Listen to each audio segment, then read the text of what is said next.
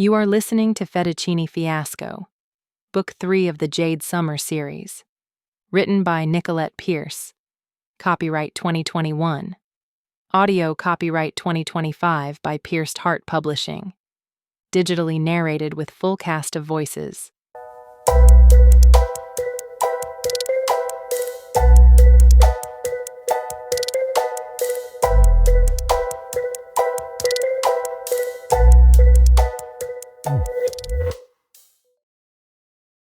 Chapter 18. With the choice between Mila in her form-fitting dress and me in my scrappy jeans and blood-stained t-shirt, the fighter lunged at Mila. She shimmied to the side and attempted to kick him, but the dress limited her range. However, she managed to strike him on the ankle. It hurt her more than the guy. As she whimpered over her banged-up toe, the guy picked her up and swung her over his shoulder. King Kong would have been proud, but now I had a problem. How did I attack this guy while he wielded Mila like body armor? Mila yelped as he shoved his arm up into her dress, trapping her against him. He then lunged at me with his free hand. I dodged out of the way. He might have Mila to block him, but having her wiggling body on him made him slower. He grunted as Mila bit down on him.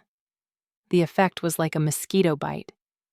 He was already swinging at me again. I circled him and kicked out at the back of his knees, hoping to bring him down. He stood there like an oak tree. Mila was in the way for an acorn shot. Maybe if I climbed him, he wouldn't be able to support both of us. But looking at how he held Mila as if she was nothing more than a rowdy puppy, I had a feeling we'd both end up trapped against him. All I needed was a knockout or blood. I hurried around to find Mila still gnawing on him like a squirrel. His skin must have been made of leather because there was no blood.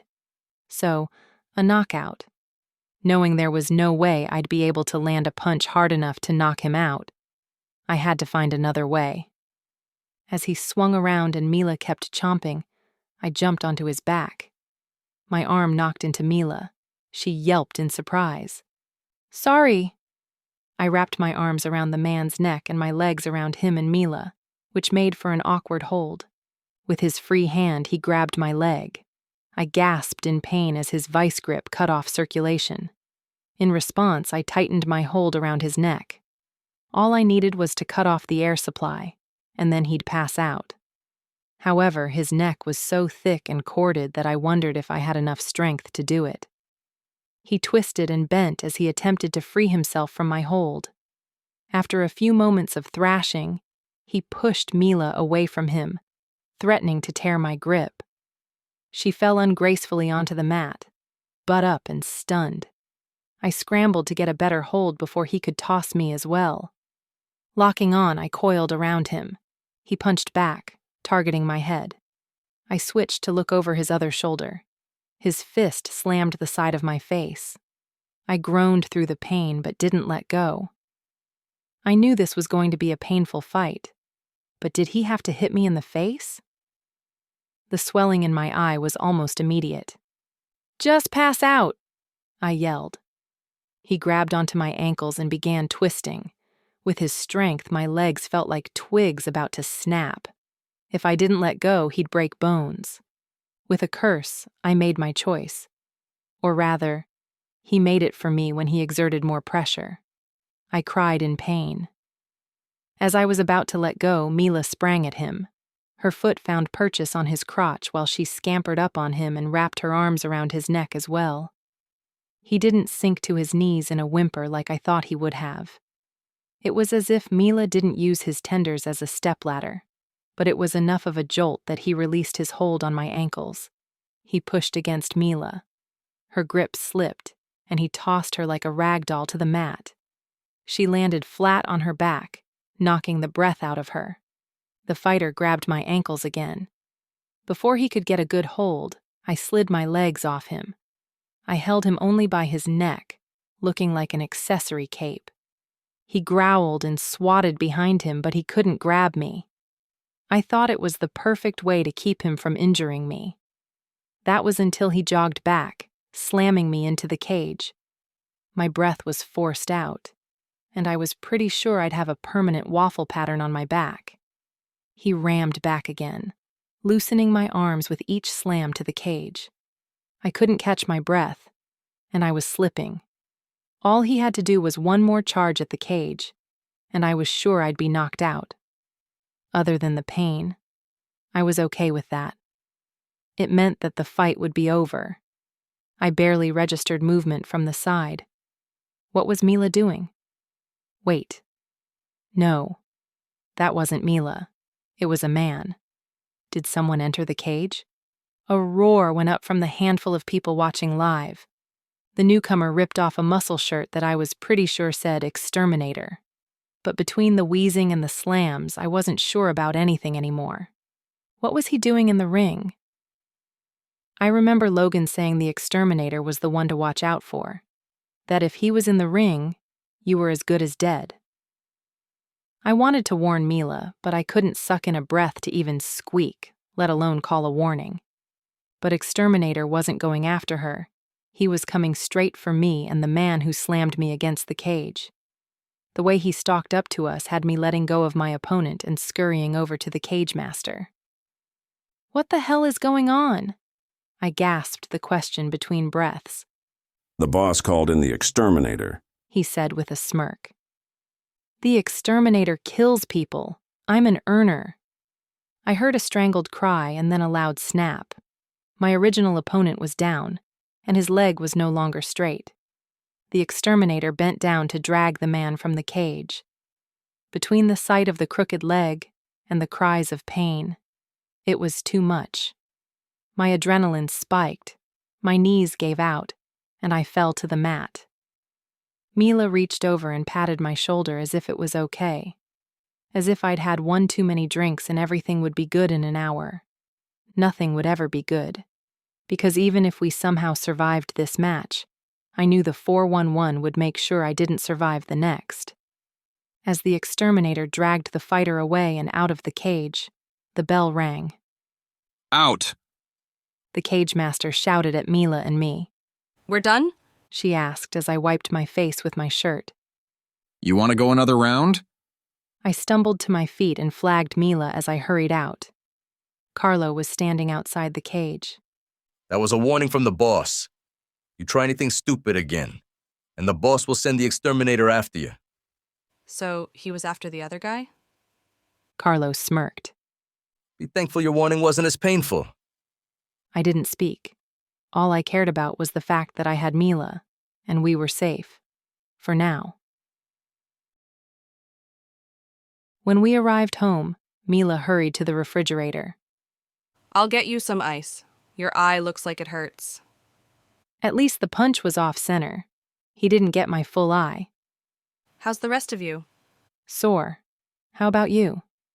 Other than getting a hand shoved up my dress and then the air knocked out of me, I'm fine. That was a relief. And they did nothing to you otherwise? No, Angel told you the truth.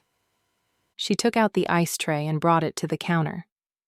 If you take away the fact that he is scary as hell, he is actually quite civilized. I supposed a civil kidnapper was the best scenario. Why do you call him Angel?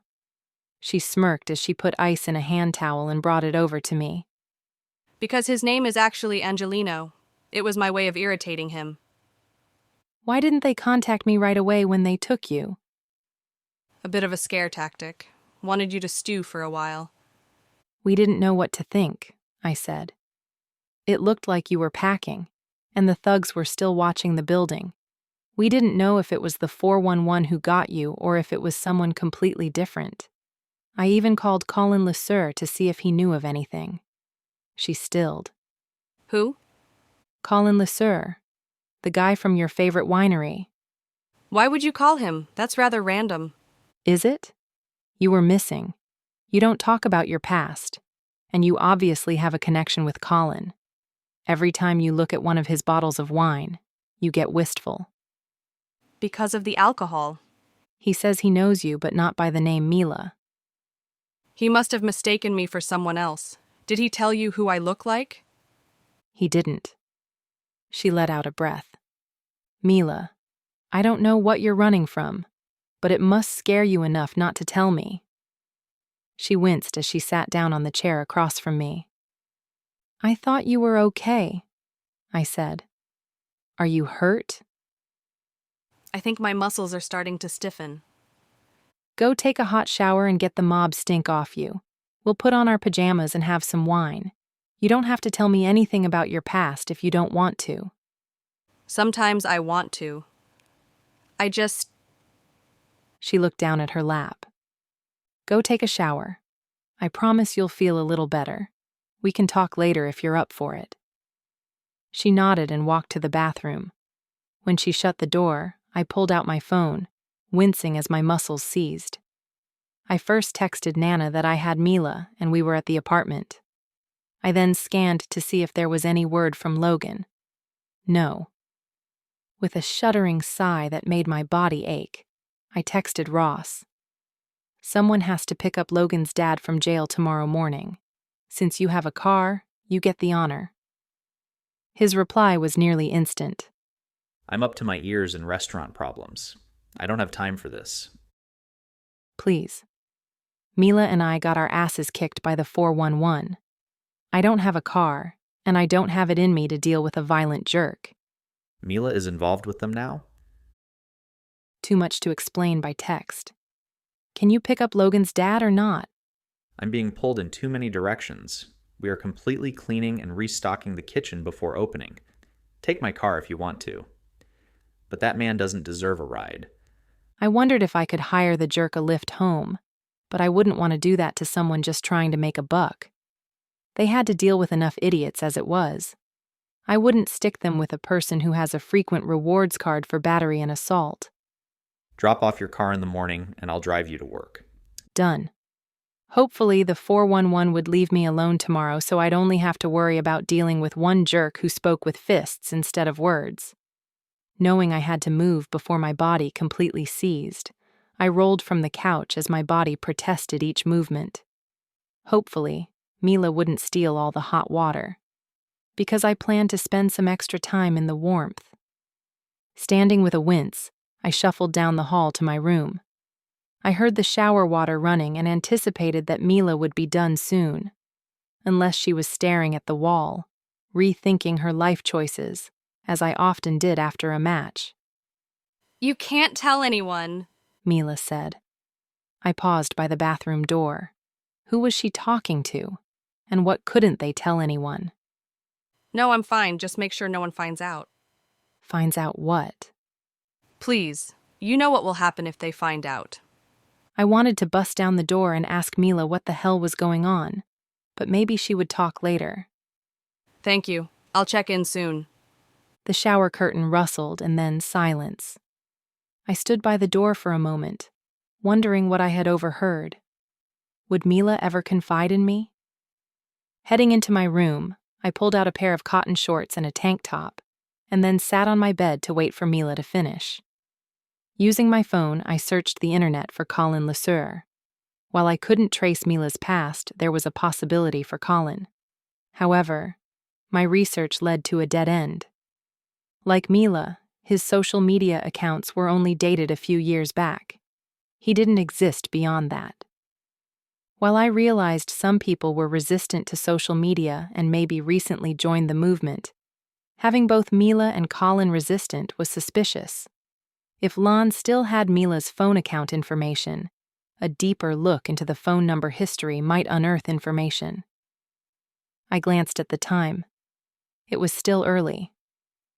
Should I ask Lan to continue to look or leave it alone? Mila was allowed her privacy, but I sighed and rested the phone on the bed. I really wished I had Logan to talk to about this. He would be rational. He'd tell me if there was something to be worried about, and if there was, he'd be the perfect one to investigate. A tear dropped onto my hand.